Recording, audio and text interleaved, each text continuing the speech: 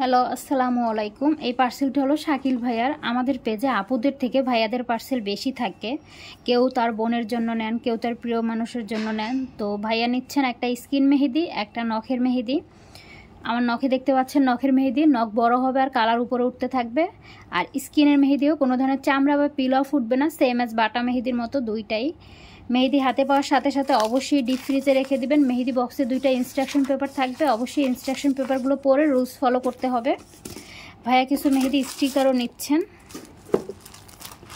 এই হাফ হ্যান্ডটা নিচ্ছেন। যারা বেবিদের জন্য ডিজাইন চান তারা এটা নিতে পারেন। আর অনেকেই পায়ের উপরে পোর্শনের জন্য মেহেদি স্টিকার চান।